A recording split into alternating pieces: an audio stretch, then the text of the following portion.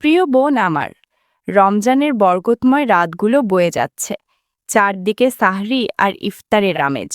সবাই যখন সিজদায় লুটিয়ে পড়ছে, তখন আপনি জায়নামাজে বসতে পারছেন না বলে কি আপনার বুক ফেটে কান্না আসছে? আপনি কি ভাবছেন, হায়, আমি ইবাদত থেকে বঞ্চিত হয়ে গেলাম, আমার রমজান বুঝি বৃথা গেল? যদি আপনার মনে এমন কষ্ট থেকে থাকে, তবে আজকের এই ভিডিওটি শুধু আপনার জন্য। আজ আমি আপনাকে জানাবো এই অবস্থায় থেকেও কিভাবে আপনি একজন রোজাদারের সমান, এমনকি তার চেয়েও বেশি সওয়াব হাসিল করতে পারেন। নিজেকে একা ভাববেন না বোন, আল্লাহ আপনাকে ভোলেননি। আসলে আমাদের অনেক বোন রমজানে পিরিয়ড শুরু হলে মানসিকভাবে খুব ভেঙে পড়েন। কিন্তু প্রিয় বোন, এই পিরিয়ড বা মাসিক তো আপনার হাতে নয়, এটি স্বয়ং আল্লাহ তাআলা আপনার জন্য নির্ধারণ করেছেন।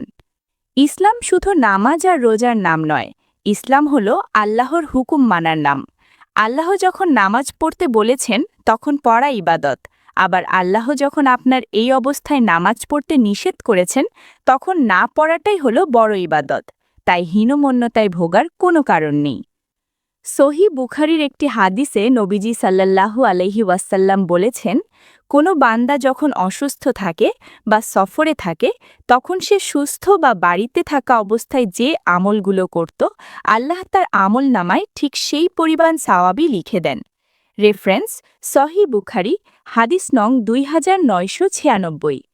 সুসংবাদ নিন বোন, আপনি যদি পিরিয়ড না থাকলে নিয়মিত নামাজ রোজা করতেন, তবে এই অসুস্থতার দিনগুলোতেও আল্লাহ ফেরেশতাদের হুকুম দেন আপনার আমল নামায় সওয়াব লিখে রাখতে। আপনার নিয়ত যদি খাঁটি হয়, তবে আপনি ঘরে বসে থেকেও পূর্ণ রমজানের সওয়াব পাচ্ছেন ইনশাআল্লাহ। হানাফি মাযহাবের নির্ভরযোগ্য কিতাবসমূহে এই অবস্থায় ইবাদতের ধারা বজায় রাখার সুন্দর কিছু পথ বাতলে দেওয়া হয়েছে।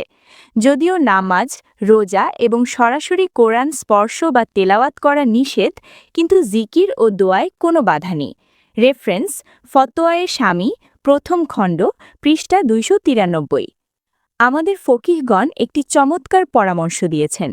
নামাজের সময় যখন হবে, তখন আপনি অজু করে পবিত্র হয়ে জায়নামাজে এসে কিছুক্ষণ বসুন। এরপর তাসবিহ পাঠ করুন, ইস্তিগফার করুন এবং আল্লাহর কাছে দোয়া করুন। এতে করে ইবাদতের সাথে আপনার যে মানসিক সংযোগ তা বিচ্ছিন্ন হবে না এবং আপনি অলসতা থেকেও বেঁচে থাকবেন। বোন আমার, আপনি কি জানেন আপনি কিভাবে বেশি নেকি কামাতে পারেন? ১. রোজাদারকে ইফতার করানো। আপনি যদি পরিবারের রোজাদারদের জন্য ইফতার তৈরি করেন, তবে নবীজির ওয়াদা অনুযায়ী আপনি সেই রোজাদারের সমান সওয়াব পাবেন, অথচ তার সওয়াব একটুও কমবে না।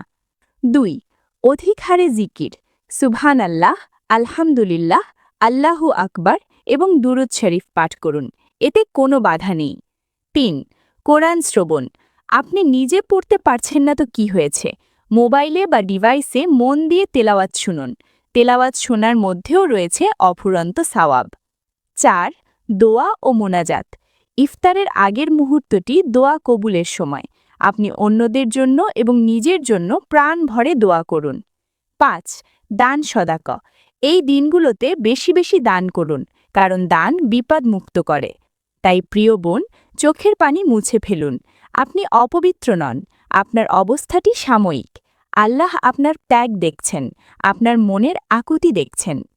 রমজানের এই দিনগুলোতে জায়নামাজে বসতে না পারার যে কষ্ট আপনার মনে হচ্ছে, এই কষ্ট পাওয়াটাই আল্লাহর কাছে অনেক প্রিয়।